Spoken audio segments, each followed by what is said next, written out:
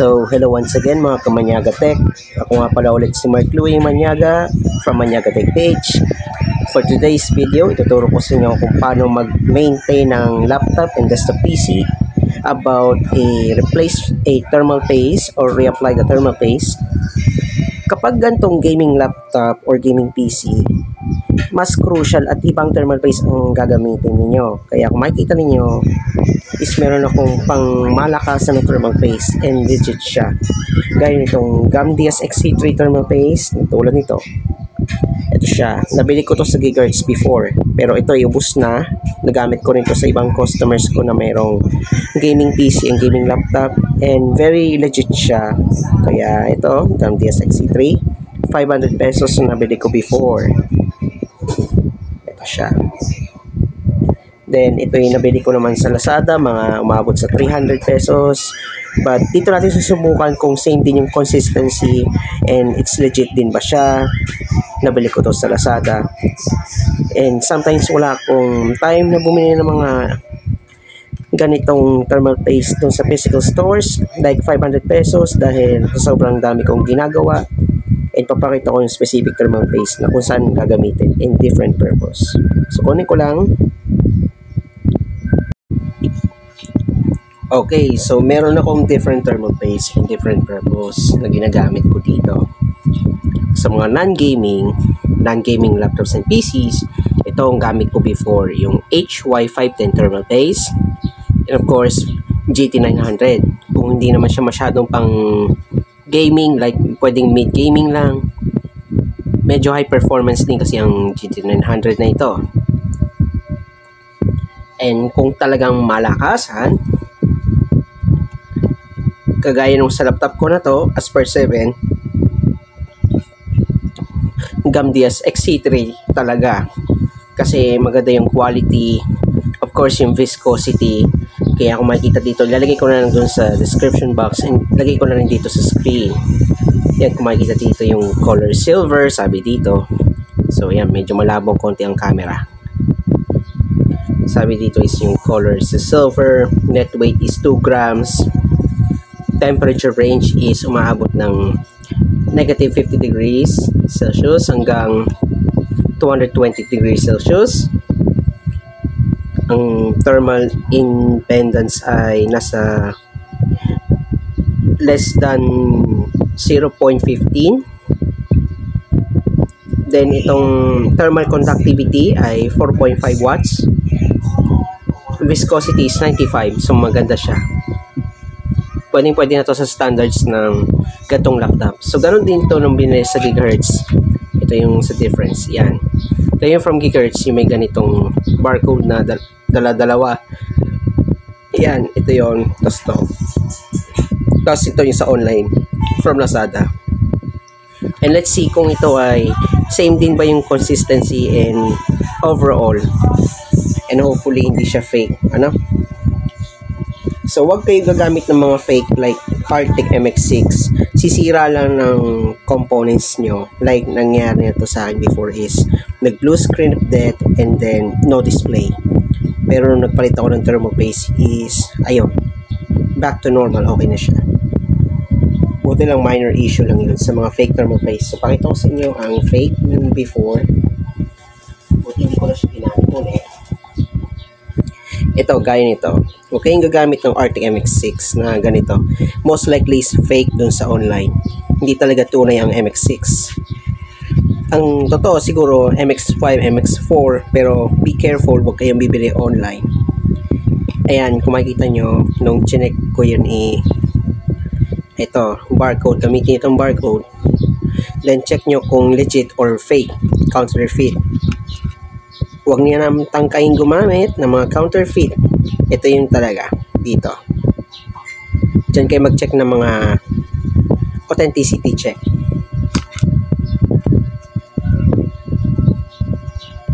Yan nasisira sa component pag fake thermal paste. So lalagay ko lang yan sa frame para may samples and guides ito.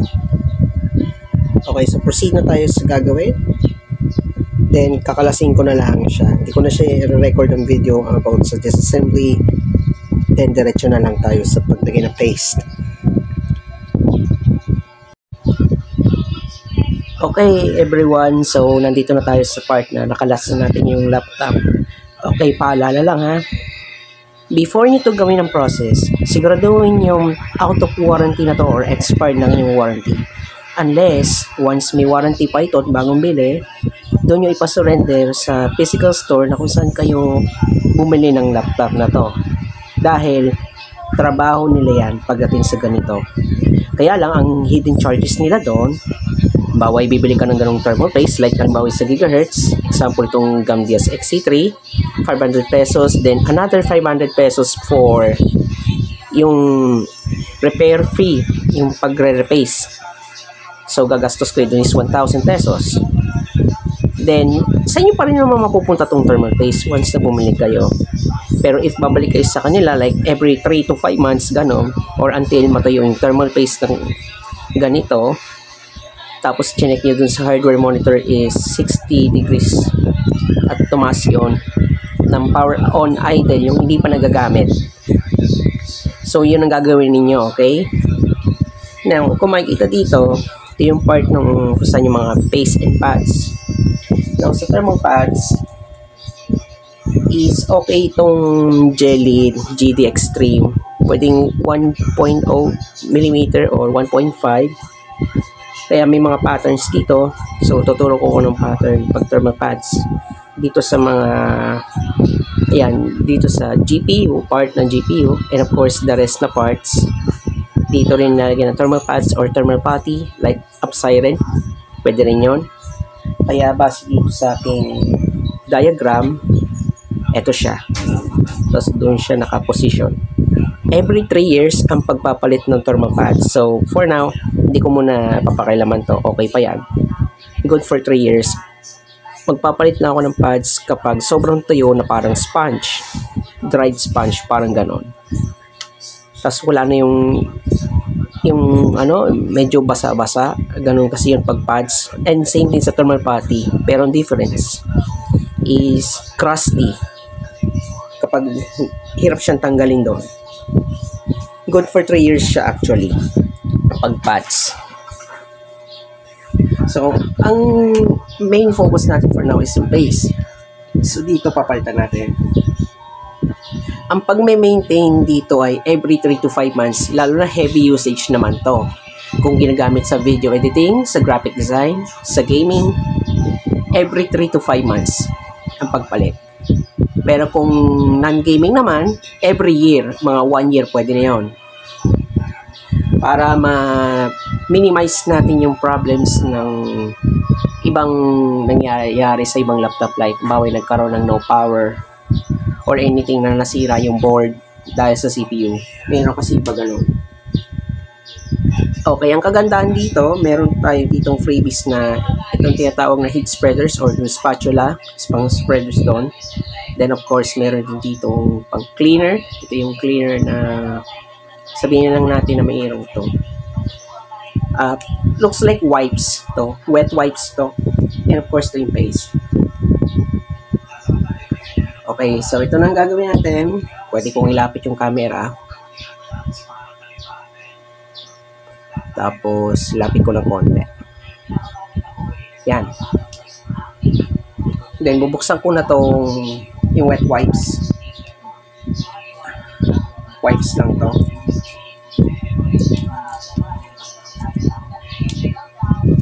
Yan. Ito yung wipes. So, gagawin ko all the way na gamitin ko itong wipes na to. Yung halatang alcohol siya na isopropyl alcohol. Amoy pa lang. Punasin natin. Tatanggalin na natin yung old paste. So, hindi na ito maaaring gamitin once na kinalas na natin yung nasa CPU part. So, maglalagay na tayo ng reapply thermal paste. Yan. Ganito siya, oh.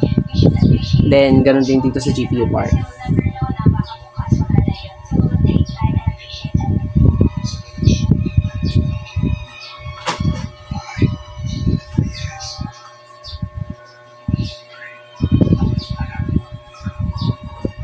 Okay. Then, ang gawin natin, punasan na din natin dito sa may heatsink para ma-sure na walang matitirang bakas na old paste na galing doon sa same paste ng Gambia 6C3. Yan, para make sure malinis, completely clean dapat. Yung pads, okay pa to, so hindi ko muna papakilaman. Yan na, dikit pa naman, hindi pa naman tuyo. Hanggat okay pa, pwede pa to. Ituturo ko sa next video kung paano magpalit ng pads. Ganun lang gagawin natin. Okay, so kukuha na tayo ng paste. Ito yung paste na gagamitin ko, Gambia 6C3. Lagay ko na lang sa description box na pwede kayong order online, like Lazada. Okay, so paglagay ng paste, kaunti lang, huwag yung dadamihan kasi hindi maganda yung heat dissipation pag too much or too little. So dapat yung tama lang. Hanggang sa completely coated yung part ng CPU and GPU die natin. Ito yun. Lalagyan na natin. Oh, sobrang dami.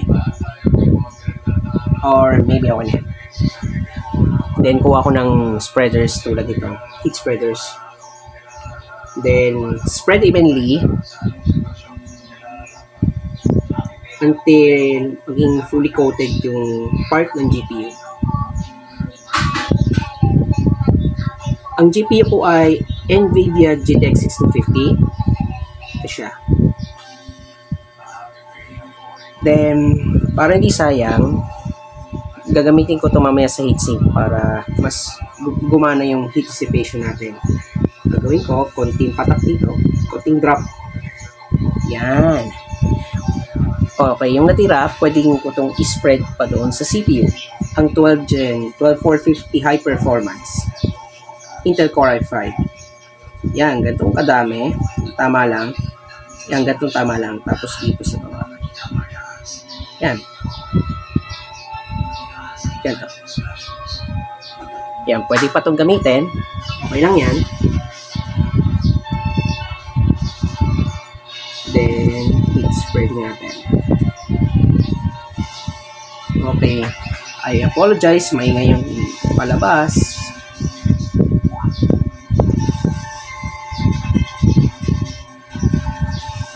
Yan, parang di sayang.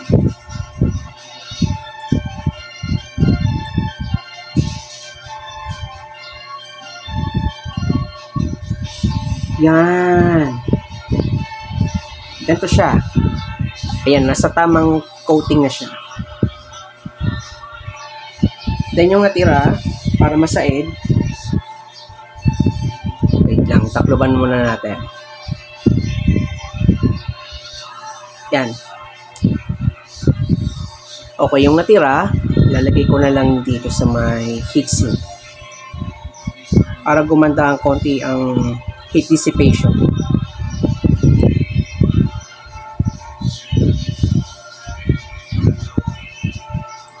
Okay na yan. CPU kasi ang most concern ko dito. Okay lang yan, para hindi sayang.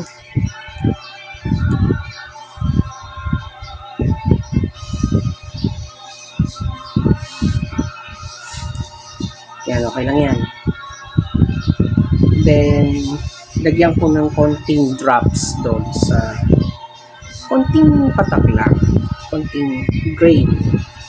Yan, gaya ito. Konti lang. Few drops. Thermopaste. Para ma-secure natin. Yan, okay na siya. Few drops lang. On the top. And then, carefully natin i-assemble. Okay pa yung pads ko, kaya hindi ko muna inibig before na. And malinis pa yung aking fan. Nalinis ko lang recently. Pwede pa to.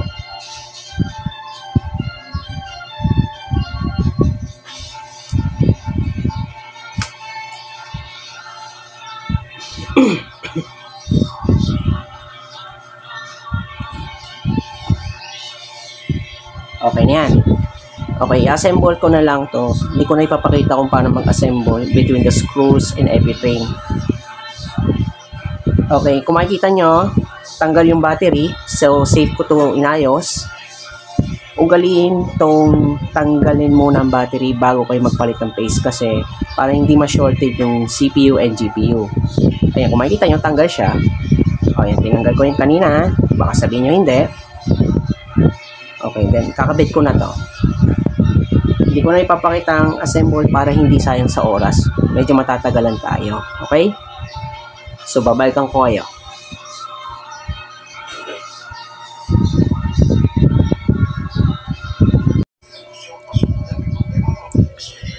Okay everyone, nagbabalik. So ayon dito sa statistics ng ating temperatures natin. So okay naman din yung binili sa Lazada.